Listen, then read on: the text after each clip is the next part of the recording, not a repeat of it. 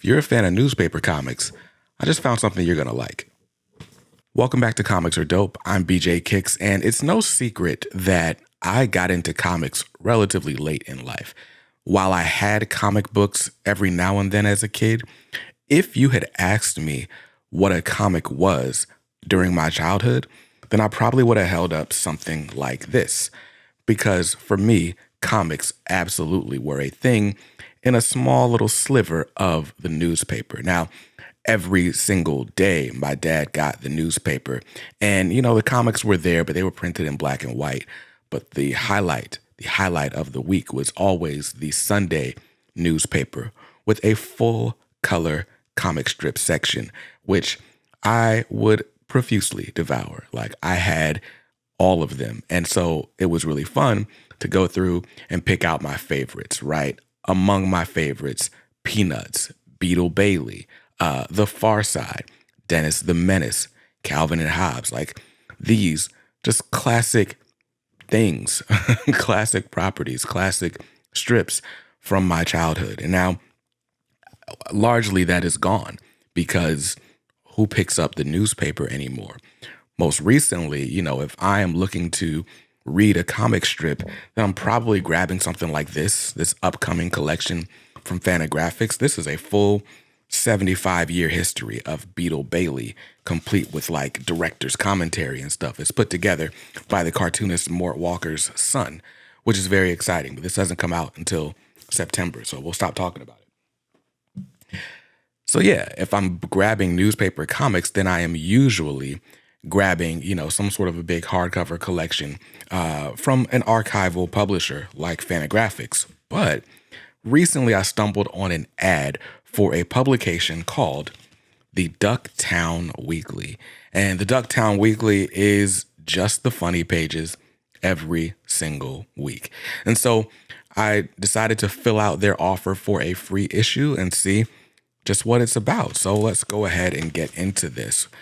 So my issue of the Ducktown Weekly here comes from the week of July 27th, and it's issue number 15. So they've only been around, 4-5 months now? So basically, like I said, this book or this newspaper is just the comic section of the newspaper every single week. And so we're going to take a look at this. So it's laid out to where you get the full week in one go. So I'm looking at the Monday spread. And so we've got several strips here. We got Pickles by Brian Crane, Red and Rover by Brian Bassett, Daddy's Home by Tony Rubino, Gary Markstein, Classic Peanuts by Schulz, The Wizard of Id, Blondie, Brewster Rocket Space Guy, Pearls Before Swine, Sherman's Lagoon, Shoe, Garfield, Dustin, Non Sequitur, Big Nate, Barney and Clyde, and Zitz. So of these, the ones I really remember from my childhood, of course, I read Peanuts. I remember The Wizard of Id. Blondie was always fun. And then on this side of the spread, of course, I read Garfield and Zitz. I used to read Zitz. I liked Zitz. We also get a crossword and a Scrabble and a little prose section here about Sequoia National Parks and the sequoia trees contained there. And then we turn the page and we got the same thing for Tuesday. Crosswords, Boggle this time instead of Scrabble, the same assortment of strips, and again, another little prose section, which is cool. Family Circus. I liked Family Circus. And here we are. We got the same thing basically all week. Now, what's cool about this, like I said, when I was growing up, we didn't get color comics throughout the week. We got color comics on Sunday, but all the weekdays and Saturday were black and white comics. So this is cool to see them all in color for every day of the week. And it goes from Monday through Sunday, if I'm not mistaken. We're on Friday right now, so I can just keep turning the page until we find out. Here we go for Saturday. Still the same strips. I haven't seen any variation in the strips yet. Okay, and then we get the Sunday strips, which are just a bit longer, which I do remember that from before. Sunday strips being bigger, more prominent because they're in color everywhere. So that's cool. It's like a whole page of Blondie right there. Family Circus. Yes. So very cool stuff there. And as you can see, you can subscribe to the Ducktown Weekly, and that subscription comes at a cost of $16.95 per month.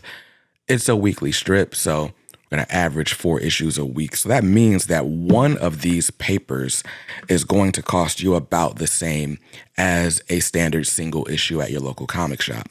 Now, whether or not it's worth it to you is probably going to depend on which strips are included. I would love to see them add more. And I don't know, the way newspaper strips work, a cartoonist creates a newspaper strip, they sell it or they license it out to what's called a syndicate, and then the newspapers order the strips from the syndicate. And so, like, for example, King Features Syndicate is the syndicates Popeye. As an example, they also syndicate something I really love, which is called Beware of the Toddler by George Gant. But anyway, so what I would love to see is that, the Ducktown Weekly is able to grow and perhaps get more relationships with more syndicates. And so we can start seeing stuff like Popeye or what were some of the other strips that I really liked? Like I said, Beetle Bailey was one, Calvin and Hobbes, The Boondocks. Like, there's a lot of newspaper strips out there. And I guess you don't want this thing to be the size of a Sunday paper when it's all said and done, but I don't know. Like I said, your enjoyment of this is going to depend on how much you like the particular strips that are featured in it.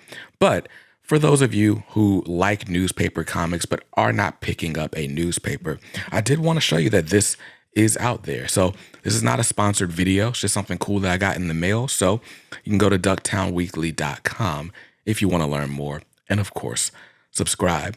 So yeah, this was a fun Monday morning activity, reading some newspaper comics. So I'm excited about it. And hopefully you're excited too. I'll see you in another video soon. Until then, stay safe, stay awesome, and read something dope today. Peace.